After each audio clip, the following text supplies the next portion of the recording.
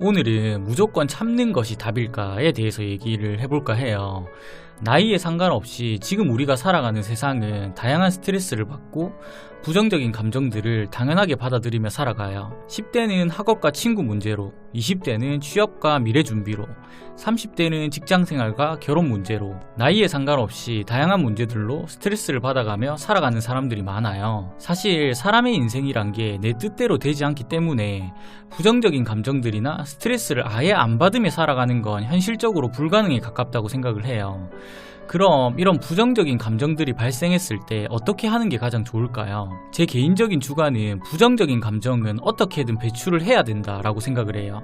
보통 어떠한 문제 때문에 스트레스를 받거나 내면에 부정적인 감정이 생기면 이 문제가 지속적으로 계속 발생하지 않는 이상 하루 이틀이 지나면 평소에 자기 자신으로 돌아오는 경우가 많아요. 그렇다 보니 사람들은 내 스트레스나 부정적인 감정들이 해소되었구나 라고 착각을 해요. 저 역시 무조건 참고 시간이 지나가면 이런 것들이 다 사라지는 줄 알았거든요. 근데 아니었어요.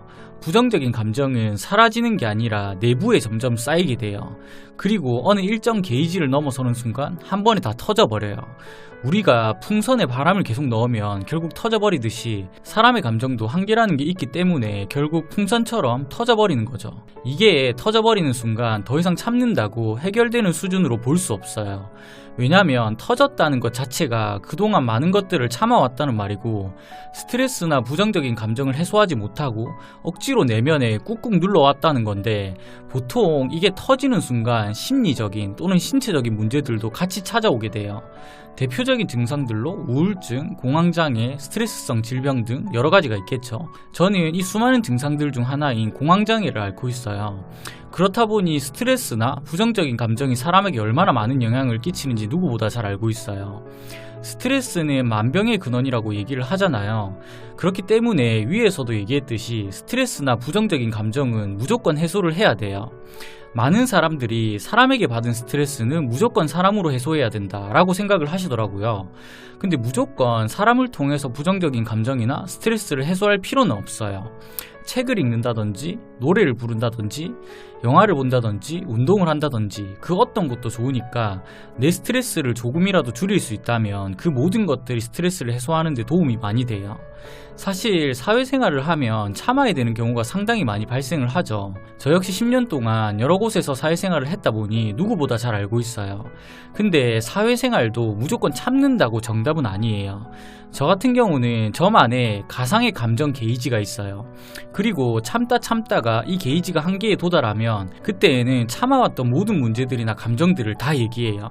물론 사회생활을 하면서 누구나 받을 정도의 스트레스는 충분히 이해하고 제 나름대로 참기도 하고 해소를 하는 편이지만 어딜 가도 저랑 안 맞는 사람이 있고 누가 봐도 잘못된 행동을 하고 괜한 시비를 걸고 말도 안 되는 걸로 스트레스를 주는 사람들이 있잖아요.